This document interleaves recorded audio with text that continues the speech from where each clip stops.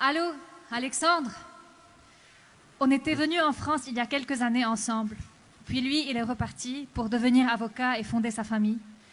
Et moi, je suis restée pour faire du théâtre et continuer une petite thèse en droit à côté. Aujourd'hui, on s'appelle. Il me dit que finalement, sa femme et lui cherchent le moyen de partir, de quitter le Liban. Ce n'est pas comme pendant la guerre, Nour. Pendant la guerre, il y avait une vraie cause. Aujourd'hui, de quelle cause s'agit-il? On veut juste vivre dignement. Pour présenter le Moyen-Orient, le manuel d'histoire français présente une carte. Islam à majorité sunnite, islam à majorité chiite, judaïsme, christianisme. Oserions-nous imaginer une pareille carte qui répartirait les citoyens français selon leurs croyances religieuses? Même pour l'imagination, l'exercice semble inconcevable. Mais de notre côté, il semblerait qu'il y ait un être oriental, un être libanais génétiquement confessionnel.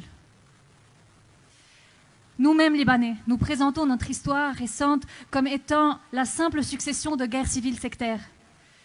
Et nous vivons dans l'oblitération de la mémoire, surtout de la dernière guerre, qui du jour au lendemain a pris fin. Après 15 ans de déchirure, les Libanais ont dû accepter que les chefs de milice les gouvernent. Et le système politique a été présenté comme étant le modèle idéal, le modèle qui assure la représentation égalitaire de toutes les communautés. Et le Liban a enfin trouvé son histoire. Il incarnerait ce modèle unique de vivre ensemble. Pardon, mais ces 30 dernières années, on ne vivait pas au Liban. On survivait ou l'on fuyait. Je suis Nour et je pense que je fais partie de ceux qui ont fui. Alors je n'ai pas fui la guerre ni la violence, mais j'ai fui les illusions, les contradictions et les mythes. Le Liban vert, la proximité de la montagne et de la mer, et de quelle verdure, avec les carrières qui détruisent nos montagnes, des barrages qui ne se remplissent jamais d'eau, et la mer même polluée à laquelle on n'a pas accès, parce que c'est devenu la propriété privée de quelques-uns. Dans chaque famille, il y a un médecin, mais les enfants meurent devant les hôpitaux. Et le secteur bancaire, notre fierté, notre ceinture de sécurité. Un secteur qui exposait résolument ses publicités sur nos autoroutes, nous poussant à nous surendetter pour financer une consommation absurde, à financer des chirurgies esthétiques. Et surtout, la nightlife à Beyrouth.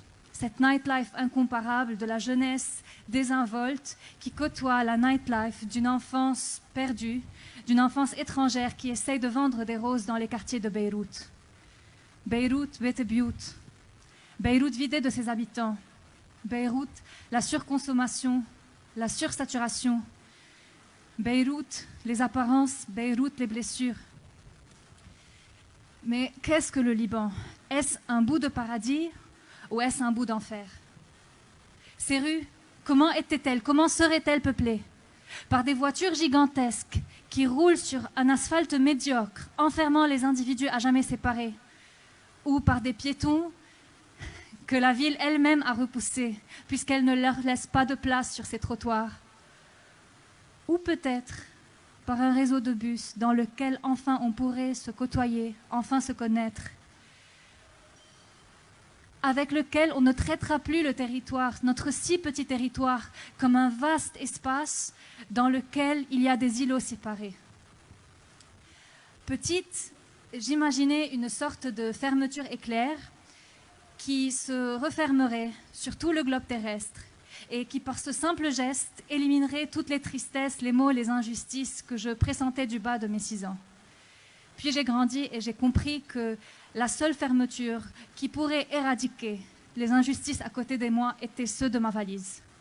Et je l'ai fait il y a 6 ans. Alexandre le fait aujourd'hui avec sa femme et Tania le fera dans les quelques mois qui viennent. Et les autres? Qu'en est-il de tous ceux qui ne pourront pas quitter? Y a-t-il un espoir pour eux? Y a-t-il un espoir pour le Liban? Pour moi, ce n'est pas une question d'espoir naïf, ni d'inévitabilité de tragédie et de rôle de victime éternelle. Ce n'est pas l'histoire d'un oiseau quelconque, un phénix qui viendrait nous raconter qu'on va renaître de nos cendres, qu'on est résilient, ni l'histoire d'un corbeau qui va prédire avec défaitisme les catastrophes. C'est une réalité qui s'impose à nous en tant qu'êtres humains. Et étant né dans cet espace géographique et vivant jusqu'alors, soit dans l'illusion, soit par pur hasard. C'est la question d'un choix auquel on est confronté, le choix de lutter pour briser, pour ne plus rester prisonnier de ce cercle de violence.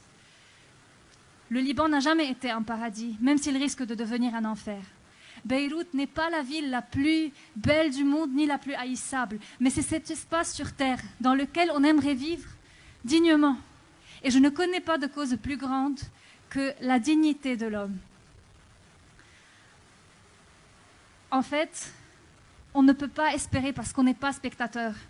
On est sur scène, qu'on le veuille ou non.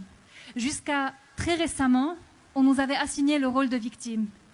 Mais je pense qu'il est grand temps qu'on occupe le premier rôle. On est acteur et de premier plan.